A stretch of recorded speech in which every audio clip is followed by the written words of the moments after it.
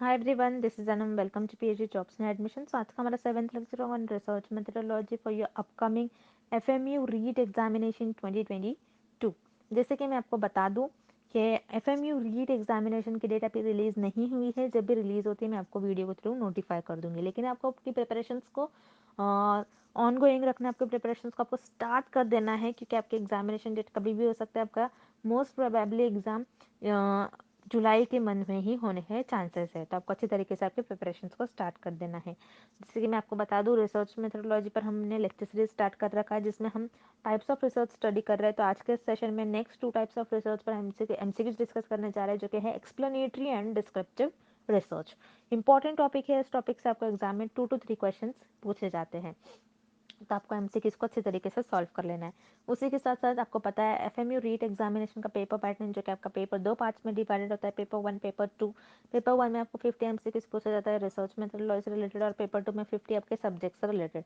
So paper 1 जो कि research methodology होता है, रिसर्च मेथोडोलॉजी पर हम आपको कंप्लीट कोर्स प्रोवाइड करते हैं, जिसमें हम आपको वीडियो लेक्चर्स, थियोरी और एमसीक्यूज दोनों वीडियो लेक्चर्स प्रोवाइड करते हैं, जिससे कि हम आपके कॉन्सेप्ट्स को पहले बिल्ड करवाते हैं एंड देन एमसीक्यूज से हम आपको सारे ट्रिक्स बताते हैं। देन उसके बाद नोट्स में हमने इंपॉर्टेंट पॉइंट्स को कवर कर रखा है, जो कि आपके इंटरव्यू में भी आपके लिए बहुत हेल्पफुल होंगे। उसी तरीके से मॉक टेस्ट, जिससे कि आपकी प्रैक्टिस होती है।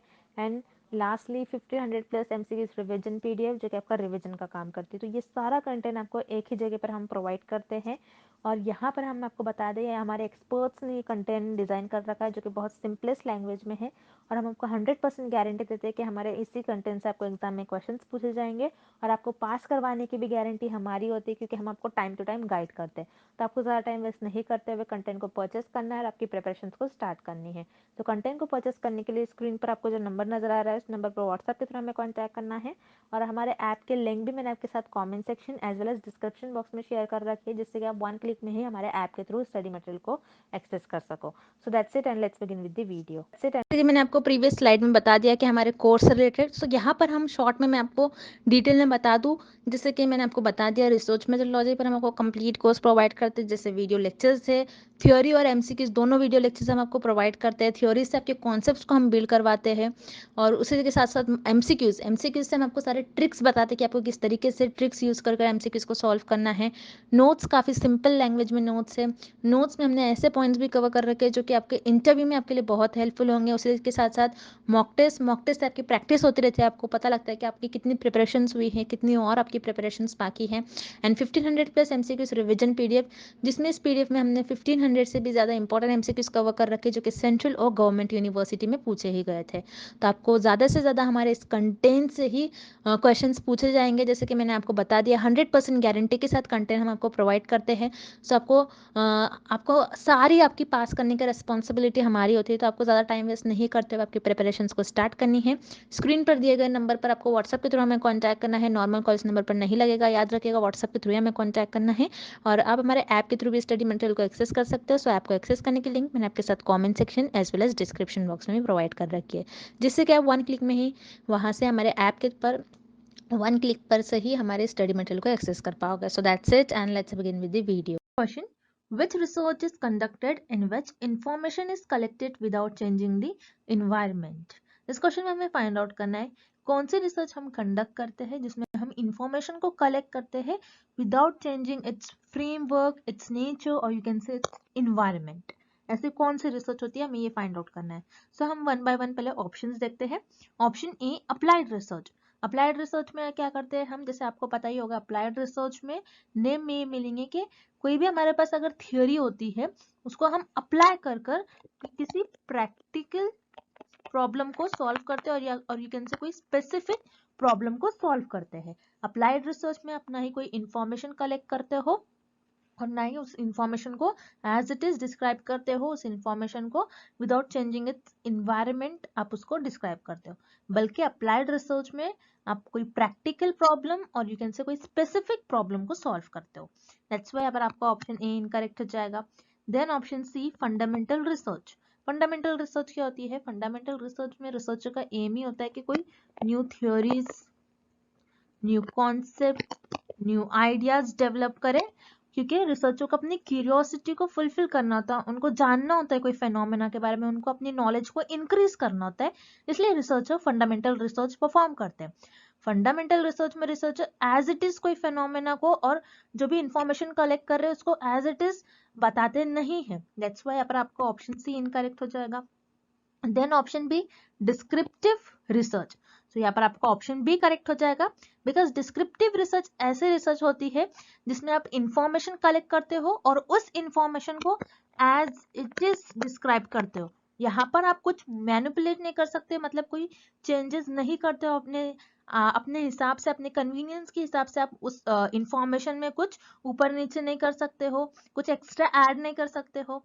आपको जो इंफॉर्मेशन मिली आपको एज इट इज डिस्क्राइब करना होता है डिस्क्रिप्टिव रिसर्च में। अब हम एग्जांपल के थ्रू समझते हैं तो आपको क्लियरली और समझ में आ जाएगा।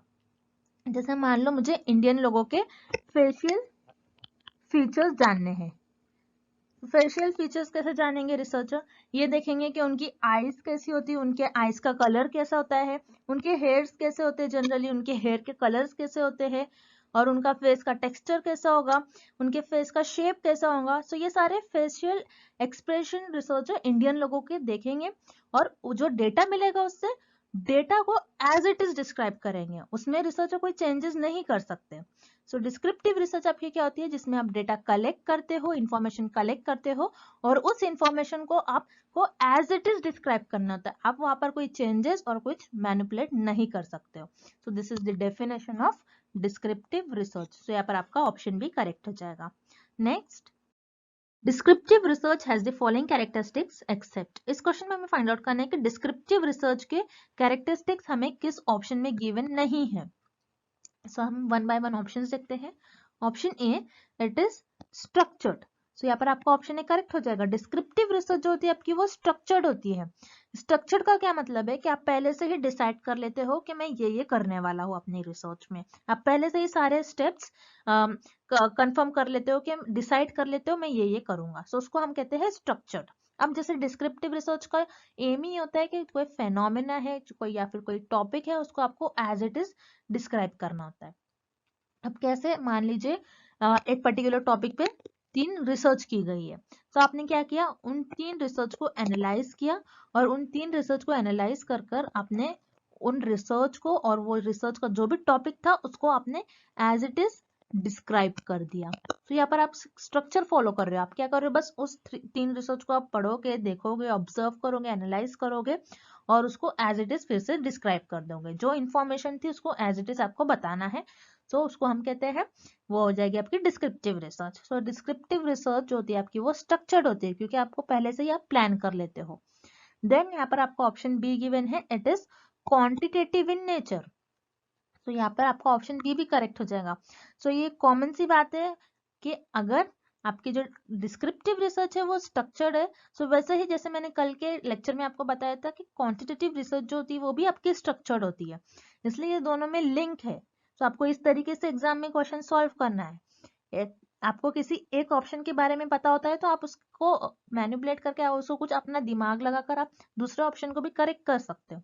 तो उसी तरीके से आपका जो डिस्क्रिप्टिव रिसर्च होता है वो क्वांटिटेटिव नेचर का होता है, क्योंकि क्वांटिटेटिव रिसर्च जो होती है आपकी वो भी स्ट्रक्चर्ड होती है। अब डिस्क्रिप्टिव रिसर्च आपकी क्वांटिटेटिव नेचर की कैसे होंगी? हम मान लीजिए कि आपको इंडिया की पॉपुलेशन देखना है। इंडिया की पॉपुलेशन क्या थी 2020 में? अब मान लो इंडिया की पॉपुलेशन 2020 में 100 करोड़ थी। तो आपने क्या किया, आपको जो यहाँ पर डेटा मिल रहा है it is in the form of numbers, और इंडिया की पॉपुलेशन 2020 में 100 करोड़ से थी, इसीलिए आपने एज इट इज लिखा। ऐसा नहीं कि इंडिया की पॉपुलेशन 2020 में 90 करोड़ थी और आपने 100 करोड़ लिख लिया। नहीं, इंडिया की पॉपुलेशन 2020 में 100 करोड़ थी और आपने 100 करोड़ लिखा। एज इट इज आपने डेटा बताया, एज इट इज आपने इन्फॉर्मेशन लिखा और आपको जो इन्फॉर्मेशन मिल रही थी in the form of numbers. That's why जो आपकी डिस्क्रिप्टिव रिसर्च होती है वो क्वांटिटेटिव नेचर की होती है। बट इस क्वेश्चन में हमें क्या बताया गया है कि डिस्क्रिप्टिव रिसर्च की कैरेक्टरिस्टिक्स हमें किस ऑप्शन में गिवन नहीं है। सो यहाँ पर आपका ऑप्शन ए और बी दोनों भी इनकरेक्ट हो जाएगा। सो हियर आपका करेक्ट ऑप्शन हो जाएगा option C, discovers ideas and thoughts. ये आपकी डिस्क्रिप्टिव रिसर्च की कैरेक्टरिस्टिक्स नहीं होंगी। बल्कि डिस्क्रिप्टिव रिसर्च में आप कोई आइडियाज और थॉट्स को डिस्कवर नहीं करते हो, आप कोई न्यू चीज डिस्कवर नहीं करते हो, जो भी चीज आपके पास प्रेजेंट रहती है उसको एज इट इज आपको डिस्क्राइब करना होता है।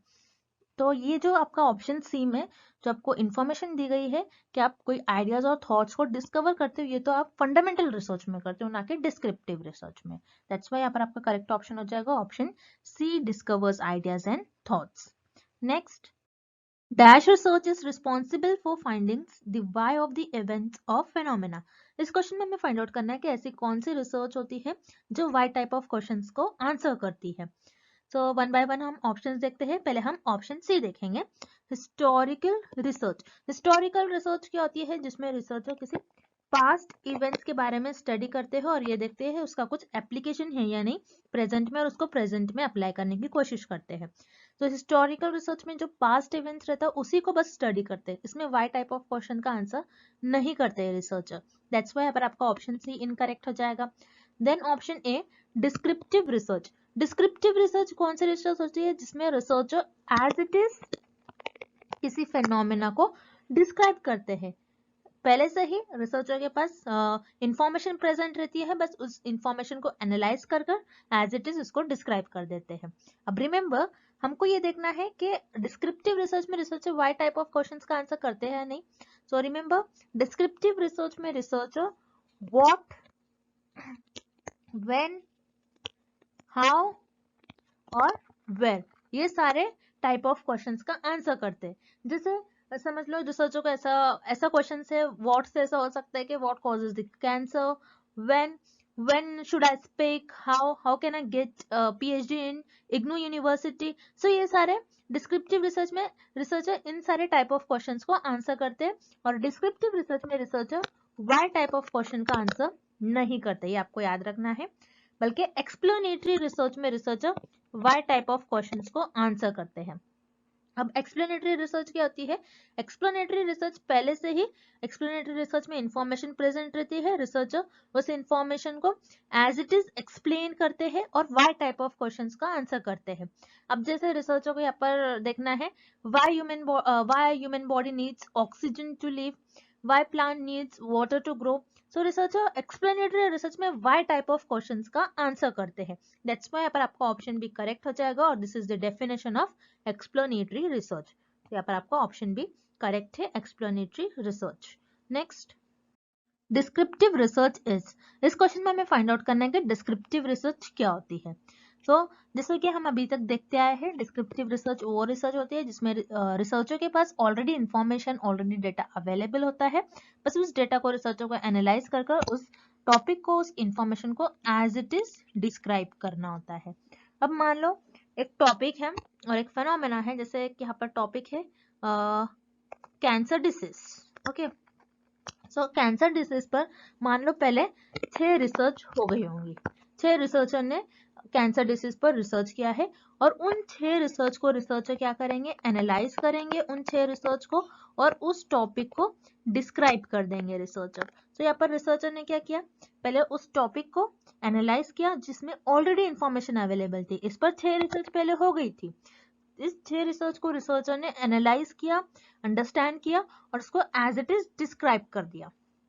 सो डिस्क्रिप्टिव रिसर्च में आप कह सकते हो आपके पास जो भी इंफॉर्मेशन रहती है पास्ट इंफॉर्मेशन का यूज कर आप उस पर्टिकुलर फेनोमेना को और उस इवेंट्स को डिस्क्राइब करते हो। सो हम वन बाय वन ऑप्शंस देखते हैं। हम एक्सपोज फैक्टो वो रिसर्च होती है जो पहले ही आपके पास इंफॉर्मेशन प्रेजेंट होती है, आप कोई कुछ इंसिडेंट होने के बाद आप उस पर रिसर्च करते हो। So ex post facto research it is related with descriptive research, that's why पर आपका ऑप्शन ए करेक्ट हो जाएगा। देन ऑप्शन बी, रेट्रोस्पेक्टिव क्या होती है, जैसे आपने सुना होगा रेट्रो फिल्म्स, जो पुरानी फिल्म्स होती है। सो जैसे डिस्क्रिप्टिव रिसर्च में हम भी क्या करते हैं, पुरानी इंफॉर्मेशन यूज करते हैं, कुछ ओल्ड इंफॉर्मेशन हमारे पास रहती है उसको एनालाइज करते हैं रिसर्चर और उस टॉपिक को डिस्क्राइब करते हैं। सो यहाँ पर रेट्रोस्पेक्टिव, ये भी ऑप्शन करेक्ट हो जाएगा। Then option C, flexible. तो डिस्क्रिप्टिव रिसर्च फ्लेक्सिबल नहीं होती है, आपको याद रखना है, क्योंकि डिस्क्रिप्टिव रिसर्च में आप कुछ स्ट्रक्चर फॉलो करते हैं, आपको रूल फॉलो करना होता है, आप किसी भी तरीके से आप डिस्क्रिप्टिव रिसर्च में इंफॉर्मेशन नहीं फाइंड आउट कर सकते हो, क्योंकि आपको वही एक रूल फॉलो करना होता है। जैसे आपने यहाँ पर आपका जो टॉपिक था इस टॉपिक पर जो भी इंफॉर्मेशन प्रेजेंट थी, जैसे 6 रिसर्च में जो भी इंफॉर्मेशन होगी, आपको बस उसी को देखना है और उसको देखते हुए उस डेटा को ऑब्जर्व करते हुए, एनालाइज करते हुए उसको डिस्क्राइब करना होता है। सो हम ये नहीं कह सकते कि डिस्क्रिप्टिव रिसर्च फ्लेक्सिबल है, तो डिस्क्रिप्टिव रिसर्च फ्लेक्सिबल नहीं होती है। दैट्स व्हाई आपका करेक्ट ऑप्शन हो जाएगा option D, both A and B. So descriptive research is ex post facto and as well as retrospective. Next, Recognize the following steps of descriptive research in correct sequence. इस question में हमें descriptive research के कुछ steps given है और हमें उन steps को करेक्ट ऑर्डर में प्लेस करना है। अब हम वन बाय वन स्टेप्स देखते हैं और उसको करेक्ट ऑर्डर में अरेंज करेंगे। तो यहाँ पर आपके डिस्क्रिप्टिव रिसर्च का फर्स्ट स्टेप होगा आइडेंटिफिकेशन ऑफ अ प्रॉब्लम। ना कि डिस्क्रिप्टिव रिसर्च, बल्कि अगर आप कोई भी रिसर्च कर रहे हो उसका फर्स्ट स्टेप होता है identification of a problem. Then आपने प्रॉब्लम आइडेंटिफाई कर लिया, उसके बाद आपको उस प्रॉब्लम पर बेस्ड हाइपोथेसिस ले डाउन करना होता है और हाइपोथेसिस फॉर्म करना होता है। अब हाइपोथेसिस क्या होता है? हाइपोथेसिस टेंटेटिव और टेम्पररी स्टेटमेंट होता है जो रिसर्चर अपने रिसर्च के स्टार्टिंग में देते हैं और उस पर रिसर्च परफॉर्म करते हैं और रिजल्ट्स फाइंड आउट करते हैं। सो फर्स्ट स्टेप में रिसर्चर प्रॉब्लम को आइडेंटिफाई करेंगे, देन सेकेंड में हाइपोथेसिस फॉर्म करेंगे, हाइपोथेसिस ले डाउन करेंगे। सो यहाँ पर एफ आपका सेकेंड आ जाएगा, सेकेंड स्टेप हो जाएगी। देन थर्ड स्टेप में आप क्या करोगे? आपने हाइपोथेसिस ले डाउन कर लिया, अब उसके बाद आप डेटा कलेक्ट करोगे, डेटा कलेक्ट करने के बाद आगे प्रोसेस करोगे, डेटा को प्रोसेस करोगे कुछ मेथड्स के थ्रू, डेटा कलेक्ट करोगे। तो यहाँ पर आपका ए जो ऑप्शन है ये थर्ड पर आ जाएगा। देन बी, ए के बाद आपका बी आ जाएगा, क्योंकि अगर आपने कोई मेथड अप्लाई कर किसी मेथड से डेटा को कलेक्ट कर लिया, डेटा को कलेक्ट करने के बाद आप इंटरप्रिटेशन करोगे, इंटरप्रिटेशन आप उसको एनालाइज करोगे, उसको ऑब्जर्व करोगे डेटा को, एंड देन आप कुछ रिजल्ट फाइंड आउट करोगे। सो बी आपका फोर्थ नंबर पर होगा, फोर्थ स्टेप हो जाएगा आपका। एंड देन उसके बाद आपने रिजल्ट फाइंड आउट कर लिया, देन उसके बाद आप कंक्लूजन्स निकालोगे, कंक्लूजन्स ड्रॉ करोगे। सो ये आपका फिफ्थ नंबर पर आ जाएगा। एंड लास्ट आप रिपोर्ट लिखोगे। सो ड्राफ्टिंग द रिपोर्ट ये आपका 6 नंबर पर आ जाएगा। सो इस तरीके से आप इस वे में, इस स्टेप्स में आप डिस्क्रिप्टिव रिसर्च परफॉर्म करते हो। सो ये सीक्वेंस आपको ऑप्शन डी में गिवन है, CFABD and last is E. Next, a science teacher explaining to his students why plants need sunlight to grow. This example will fall under which type of research? इस question में आपको एक example given है और हमें find out करना है ये एग्जाम्पल किस रिसर्च के अंडर लाई करेगी। अब एग्जाम्पल में आपको ये गिवन है कि एक साइंस टीचर है, वो अपने स्टूडेंट्स को एक्सप्लेन कर रही है कि why plant needs sunlight to grow, कि प्लांट को सनलाइट की जरूरत की होती है ग्रो होने के लिए। तो ये एग्जाम्पल किस टाइप ऑफ रिसर्च का एग्जाम्पल होगा, हमें ये फाइंड आउट करना है। तो वन बाय वन हम ऑप्शन देखते हैं। Option A, applied research. Applied research में तो रिसर्चर किसी स्पेसिफिक और किसी प्रैक्टिकल प्रॉब्लम को सॉल्व करते हैं, ना कि वाई टाइप ऑफ क्वेश्चंस का आंसर करते हैं। तो यहाँ पर आपको जो क्वेश्चन गिवन है, why plant needs sunlight to grow, so ये क्वेश्चन वाई से स्टार्ट हो रहा है। सो अप्लाइड रिसर्च में रिसर्चर किसी वाई टाइप ऑफ क्वेश्चंस का आंसर नहीं करते, दैट्स व्हाई पर आपका ऑप्शन है इनकरेक्ट हो जाएगा। Then option B, historical. Historical research में रिसर्चर बस पास्ट इवेंट्स के बारे में स्टडी करते हैं और ये देखते हैं कि इसका कुछ एप्लीकेशन है या नहीं प्रेजेंट में। तो हिस्टोरिकल रिसर्च में रिसर्चर कोई वाई टाइप ऑफ क्वेश्चंस का आंसर नहीं करते। सो यहाँ पर आपको ऑप्शन बी भी इनकरेक्ट हो जाएगा। Then option C, explanatory research. So explanatory research में रिसर्चर के पास ऑलरेडी डेटा अवेलेबल होता है, उस डेटा को रिसर्चर एक्सप्लेन करते हैं। सो एक्सप्लेनेटरी रिसर्च में remember researcher why type of questions का आंसर करते हैं, दैट्स व्हाई पर आपका करेक्ट ऑप्शन हो जाएगा option C, explanatory research. This is the example of explanatory research. Next, Which one of the following example is not related with descriptive research? इस question में हमें कुछ एग्जाम्पल्स गिवन है और हमें फाइंड आउट करना है कौन सा ऑप्शन डिस्क्रिप्टिव रिसर्च का एग्जाम्पल नहीं होगा। अब वन बाय वन हम ऑप्शन देखते हैं। Option A, what is the impact of lockdown on school education. सो इस ऑप्शन में ये बता रहा है कि लॉकडाउन का इम्पैक्ट क्या हो रहा है एजुकेशन पर। So what type of question का हम डिस्क्रिप्टिव रिसर्च में आंसर करते हैं। सो यहाँ पर आपका ऑप्शन ही करेक्ट हो जाएगा, this is the example of descriptive research. Then option B, the amount of time students spend on social media, कि सोशल मीडिया पर स्टूडेंट्स कितना टाइम स्पेंड कर रहे हैं। तो यहाँ पर वर्ड है अमाउंट, अमाउंट है मतलब आप इसको मेजर कर सकते हो। और क्योंकि हमें पता है डिस्क्रिप्टिव रिसर्च क्वांटिटेटिव नेचर की होती है, तो क्वांटिटेटिव रिसर्च में भी हम क्या करते हैं, अमाउंट्स, नंबर जिसको हम मेजर कर सकते हैं। डिस्क्रिप्टिव रिसर्च में जो भी डेटा होता है वो नंबर्स के फॉर्म में होता है जिसको हम मेजर कर सके। सो ऑप्शन बी जो कि है अमाउंट पर आपको पूछा है कि कितना टाइम स्टूडेंट्स स्पेंड कर रहे हैं सोशल मीडिया पर, सो ये भी डिस्क्रिप्टिव रिसर्च का एग्जाम्पल होगा। सो यहाँ पर आपका ऑप्शन बी भी डिस्क्रिप्टिव रिसर्च का एग्जाम्पल हो गया। Then option C, where is the post office. तो यहाँ पर वेयर क्वेश्चन है, वेयर टाइप ऑफ क्वेश्चन है। So again where type of question का आंसर हम डिस्क्रिप्टिव रिसर्च में ही करते हैं। सो यहाँ पर आपका ऑप्शन सी भी करेक्ट है। सो इस क्वेश्चन में हमें ये फाइंड आउट करना है विच इज नॉट रिलेटेड, कौन सा एग्जाम्पल जो है डिस्क्रिप्टिव रिसर्च का एग्जाम्पल नहीं है, हमें ये फाइंड आउट करना है। बट ऑप्शन ए, बी और सी में डिस्क्रिप्टिव रिसर्च का एग्जाम्पल हमें गिवन है, दैट्स व्हाई यहाँ पर आपका ऑप्शन ए, बी और सी तीनों भी इनकरेक्ट हो जाएगा। Then option D, why does hand washing prevent infection. So यहाँ पर वाई वर्ड आ रहा है। सो रिमेंबर वाई जब भी वर्ड आता है, वाई क्वेश्चन का आंसर रिसर्चर एक्सप्लेनेटरी रिसर्च में करते हैं, not in descriptive research.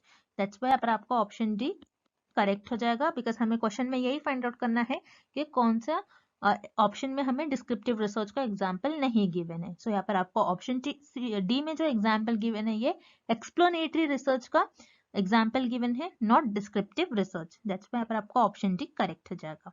Next, which research not allows manipulation of variables. इस क्वेश्चन में हमें फाइंड आउट करना है कि ऐसी कौन सी रिसर्च होती है जिसमें आप वेरिएबल्स को मैनिपुलेट नहीं कर सकते हो, न ही वेरिएबल्स को चेंज कर सकते हो। वो कौन सी रिसर्च होती है, हमें ये फाइंड आउट करना है। सो वन बाय वन हम ऑप्शन देखते हैं।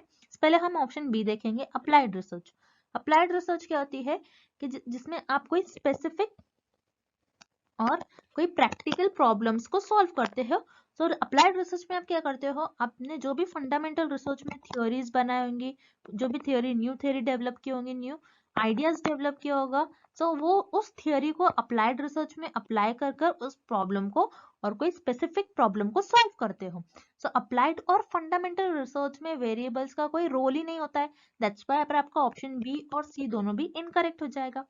देन यहाँ पर आपको ऑप्शन डी गिवन है एक्सपेरिमेंटल। एक्सपेरिमेंटल रिसर्च क्या होती है जिसमें researcher cause and effect relationship find out करते हैं between independent variable and dependent variable. तो एक्सपेरिमेंटल रिसर्च में रिसर्चर इंडिपेंडेंट वेरिएबल का इफेक्ट देखते हैं डिपेंडेंट वेरिएबल पर क्या हो रहा है। और रिमेंबर एक्सपेरिमेंटल रिसर्च में रिसर्चर इंडिपेंडेंट वेरिएबल को मैनिपुलेट करते हैं और चेंज करते हैं, क्योंकि रिसर्चर को इंडिपेंडेंट वेरिएबल का क्या इफेक्ट होगा चेंज करने पर डिपेंडेंट वेरिएबल पर, ये फाइंड आउट करना होता है। तो एक्सपेरिमेंटल रिसर्च में रिसर्चर इंडिपेंडेंट वेरिएबल को मैनिपुलेट करते हैं, चेंज करते हैं। दैट्स व्हाई पर आपको ऑप्शन डी इनकरेक्ट हो जाएगा। देन ऑप्शन है एक्सप्लेनेटरी रिसर्च। तो यहाँ पर एक्सप्लेनेटरी रिसर्च में भी researcher cause and effect relationship find out करते हैं between the variables. But explanatory research में जो भी ऑलरेडी इंफॉर्मेशन अवेलेबल होती है, बिकॉज एक्सप्लेनेटरी रिसर्च में क्या होता है, ऑलरेडी रिसर्चर के पास इंफॉर्मेशन अवेलेबल होती है, उस ऑलरेडी इंफॉर्मेशन जो अवेलेबल होती है उसी का यूज करते हैं रिसर्चर और कोई फिनोमेना को एक्सप्लेन करते हैं। यहाँ पर रिसर्चर किसी भी वेरिएबल्स को मैनिपुलेट नहीं कर सकते हैं, कोई भी इंफॉर्मेशन में हेराफेरी नहीं कर सकते हैं। जो इंफॉर्मेशन प्रेजेंट है उसको एज इट इज एक्सप्लेन कर कर क्या हो रहा है, क्या इफेक्ट हो रहा है, वाई टाइप ऑफ क्वेश्चंस का आंसर करते हैं। और इसमें एक्सप्लेनेटरी रिसर्च में कोई भी वेरिएबल्स को मैनिपुलेट नहीं करते और ना ही चेंज करते हैं रिसर्चर। दैट्स व्हाई आपका करेक्ट ऑप्शन हो जाएगा option A explanatory. Next, an investor considering an investment in the ever-changing Mumbai housing market needs to understand what the current state of the market is, how it changes, and when it changes. This research will come under. इस question में हमें एक example given है, हमें find out करना है कि ये एग्जाम्पल किस रिसर्च में फॉल करेगी। अब एग्जाम्पल में आपको गिवन है कि एक इन्वेस्टर है, उसको जो मुंबई हाउसिंग मार्केट जो कि हमेशा ये मार्केट बदलते रहता है, उसको इन्वेस्ट करना है मार्केट में। सो इस मार्केट को कैसे समझेगा। सो यहाँ पर आपको कुछ क्वेश्चन गिवन है, उसको ये क्वेश्चन समझना है।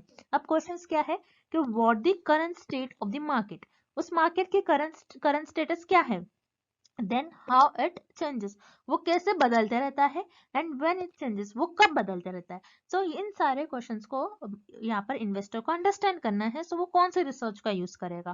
तो यहाँ पर आप देख रहे हो, आपको कुछ कुछ वर्ड आपको जो गिवन है वो आपके लिए की वर्ड्स है, जैसे व्हाट, हाउ, एंड व्हेन। तो व्हाट, हाउ एंड व्हेन, ये सारे टाइप ऑफ क्वेश्चंस का आंसर आप डिस्क्रिप्टिव रिसर्च में करते हैं। तो डिस्क्रिप्टिव रिसर्च वो रिसर्च होते हैं जिसमें व्हाट, हाउ, व्हेन, वेयर, ये सारे टाइप का क्वेश्चंस को आंसर करते हो। दैट्स वाई पर आपका करेक्ट ऑप्शन हो जाएगा ऑप्शन बी। और यहाँ पर जो इन्वेस्टर है, जो उसको इन्वेस्ट करना है मुंबई हाउसिंग मार्केट्स में, तो वो इन सारे प्रॉब्लम्स को, इन सारे क्वेश्चंस को अंडरस्टैंड करने के लिए वो डिस्क्रिप्टिव रिसर्च का यूज करेगा। whereas explanatory research तो वाई टाइप ऑफ क्वेश्चंस को आंसर करती है। दैट्स व्हाई पर आपका ऑप्शन डी करेक्ट हो जाएगा। Then option C fundamental research. Fundamental research में तो researcher new theories, new concept, new ideas को डेवलप करते हैं। यहाँ पर रिसर्चर कोई व्हाट, हाउ, व्हेन, वेयर, ये सारे टाइप ऑफ क्वेश्चंस को आंसर नहीं करते हैं। दैट्स व्हाई पर आपका ऑप्शन सी भी इनकरेक्ट हो जाएगा। Then option A applied research. Applied research में रिसर्चर कोई स्पेसिफिक प्रॉब्लम को सॉल्व करते हैं। सो अप्लाइड रिसर्च में भी रिसर्चर किसी हाउ, व्हेन, व्हाट, वेयर, ये सारे टाइप ऑफ क्वेश्चंस को आंसर नहीं करते। सो यहाँ पर आपका ऑप्शन ए भी करेक्ट हो जाएगा। सो यहाँ पर जो इन्वेस्टर है उसको इन्वेस्ट करना है मुंबई हाउसिंग मार्केट में। सो उसको कुछ क्वेश्चंस को अंडरस्टैंड करना है। सो इस क्वेश्चंस को अंडरस्टैंड करने के लिए इन्वेस्टर डिस्क्रिप्टिव रिसर्च का यूज करेगा। दैट्स व्हाई पर आपका करेक्ट ऑप्शन हो जाएगा option B, descriptive research. Next, explanatory research is also known as. इस क्वेश्चन में हमें फाइंड आउट करना है कि एक्सप्लेनेटरी रिसर्च को और हम कौन सी रिसर्च भी कहते हैं। अब एक्सप्लेनेटरी रिसर्च में क्योंकि हम देखते हैं कि कॉज एंड इफेक्ट रिलेशनशिप क्या और है बिटवीन दी वेरिएबल, उसी तरीके से कॉजल रिसर्च और एक्सपेरिमेंटल रिसर्च, ये दोनों भी रिसर्च में हम कॉज एंड इफेक्ट रिलेशनशिप देखते हैं between the independent variable and dependent variable. But experimental research में आप इंडिपेंडेंट वेरिएबल को मैनिपुलेट कर सकते हो, चेंज कर सकते हो। बट एक्सप्लेनेटरी रिसर्च में आप किसी भी वेरिएबल को, ना ही इंडिपेंडेंट वेरिएबल को आप मैनिपुलेट कर सकते हो, ना ही चेंज कर सकते हो। दैट्स व्हाई अब आपका ऑप्शन बी इनकरेक्ट हो जाएगा। देन उसी तरीके से कॉजल रिसर्च जिसमें आप cause and effect relationship find out करते हो, इंडिपेंडेंट वेरिएबल का डिपेंडेंट वेरिएबल पर क्या कॉज एंड इफेक्ट हो रहा है। सो कॉजल रिसर्च में आप इंडिपेंडेंट वेरिएबल को ना ही मैनिपुलेट करते हो और ना ही चेंज कर सकते हो। और उसी तरीके से एक्सप्लेनेटरी रिसर्च में भी आप कॉज एंड इफेक्ट देखते हो without changing the independent variable. That's why explanatory research is also known as causal research. तो आपको ये याद रखना है, एक्सप्लेनेटरी रिसर्च को कॉजल रिसर्च भी कहते हैं। तो यार आपका करेक्ट ऑप्शन हो जाएगा option A, causal research. So I hope the concept of explanatory and descriptive research is clear to everyone, and thank you for watching this video. See you tomorrow.